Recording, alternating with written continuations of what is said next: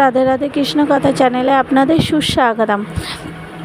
তো চলুন আজকে আমি আপনাদেরকে বলবো যে কেন আগের মানুষেরা নিজের সন্তানের নাম ভগবান কিংবা দেবদেবীর নাম দিয়ে রাখতেন।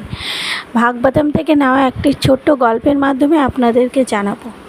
অনেককাল আগে এক ব্রাহ্মণ ছিলেন। ব্রাহ্মণ নারায়ণশিলার সেবা করতেন। তার এক পুত্র ছিল যার নাম ছিল অজামিল। অজামিল বা জঙ্গল থেকে ফুল এবং তুলসীপত্র তুলে এনে বাবাকে দিতেন নারায়ণশিলার সেবার জন্য।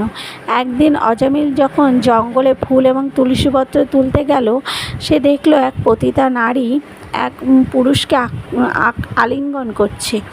সেটা দেখে অজামিল সেই পতিতা নারীর প্রতি খুব আকৃষ্ট হলো এবং তাকে বিয়ে করার জন্য নিজের ঘর বাড়ি সব কিছু ছেড়ে দিয়ে তার সাথেই থাকতে লাগলো। এবং অজামিল এবং সেই পতিতা নারীর 10টি পুত্র সন্তান হলো। ছোট যে পুত্র সন্তান হয়েছে তার এখনও নামকরণ করা হয়নি। একদিন অজামিলের বাড়িতে এক সাধু মহারাজ এলেন। তখন অজামিল বাড়িতে ছিল না। অজামিলের স্ত্রীকে বলল যে তার কিছু সেবার ব্যবস্থা করতে।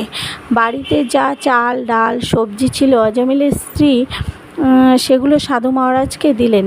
সাধু মহারাজ সেগুলি দিয়ে ভোগ রান্না করে ভগবানকে নিবেদন করে প্রসাদ পেলেন এবং সেই কিছু প্রসাদ অজামিলের স্ত্রীকেও দিলেন এবং জিজ্ঞাসা করলেন, তোমার কোলের যে শিশুপুত্রটি আছে তার নাম কি? অজামিলের স্ত্রী তখন জানালো যে সেই শিশুপুত্রের নাম এখনও রাখা হয়নি। তখন সাধু মহারাজ বললেন, চলো আমি তোমার এই পুত্রের নাম দিলাম নারায়ণ। বলে কিছুক্ষণ পরে সাধু মহারাজ সেখান থেকে চলে গেলেন। অজামিল যখন বাড়িতে এলো তখন অজামিলের স্ত্রী তাকে বলল যে জানো, আজ আমাদের বাড়িতে এক সাধু মহারাজ এসেছিল এবং আমার ছোট পুত্রের নাম রেখেছে নারায়ণ। নারায়ণ নামটা শুনে অজামিল খুব খুশি হলো এবং তার বাবার কথা মনে পড়ল যে তার বাবা নারায়ণশিলার সেবা করত এবং সে নারায়ণশিলার সেবার জন্য বাবাকে সাহায্য করত। সে তার পুত্র নারায়ণকে খুব ভালোবাসত। সবসময় নারায়ণ নারায়ণ বলে ডাকতো, নারায়ণ তুমি এটা করো না, নারায়ণ তুমি ওটা করো না। যখন অজামিলের শেষ সময় ঘনিয়ে এলো, অজামিল যখন মৃত্যুশয্যায় শায়িত ছিল, তখন মৃত্যুর কিছু মুহূর্ত আগে সে সারা জীবনের যত পাপ কাজ করেছে সেটা অজামিল চোখের সামনে দেখতে পেল এবং দেখতে পেল যে ভয়ঙ্কর দেখতে যমদূতেরা তাকে নেওয়ার জন্য আসছে।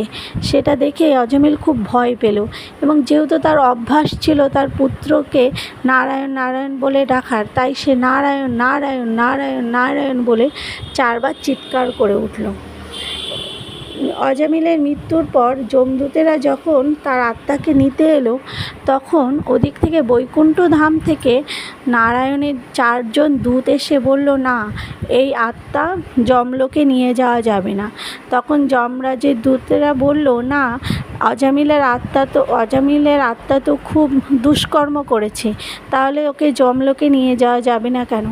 তখন নারায়ণের দূতেরা বলল যে যেহেতু মৃত্যুর সময় ও 4 বার নারায়ণ নারায়ণ নারায়ণ বলে চিৎকার করেছে, তাই ওকে বৈকুণ্ঠ ধামে নিয়ে যেতে হবে।